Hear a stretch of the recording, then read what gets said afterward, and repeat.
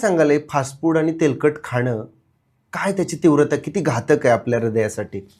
खरं सांगू का अमोल, मी मी फ्रँकली सांगते की बऱ्याचदा आपण जे आजकाल फास्ट फूड किंवा जंक फूड जे खातात ते प्रत्येक वेळी काही आवड आहे म्हणूनच नाही. ओके. कारण आजकाल जसं मी सांगितलं कॉर्पोरेट लाईफ सुरू झाली, तुम्हाला वेळ नाहीये.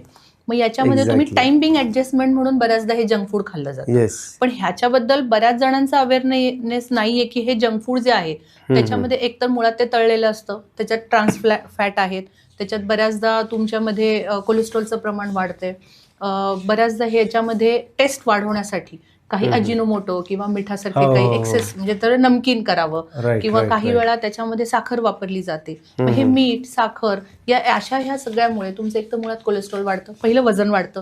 वाढलेल्या वजनामुळे तुमच्या येणारा तो डायबिटीज, त्याच्यामुळे कोलेस्ट्रॉल वाढणं, त्याच्यामुळे अल्टिमेटली तुमचं रक्तदाब वाढतो आणि हृदयावर जास्त ताण पडतो आणि रक्तवाहिन्या लवकर खराब व्हायला लागतात. तर त्याच्यामुळे प्रत्येक वेळी मी असं अगदी स्पष्टपणे सांगते की तुम्ही ते टाइमिंग ऍडजस्टमेंटमध्ये जेवढं शक्य आहे तेवढं होममेड फूड जेवढं घ्याल तेवढं ते तुमच्या शरीरासाठी चांगलं आहे rather than this junk food and fast food.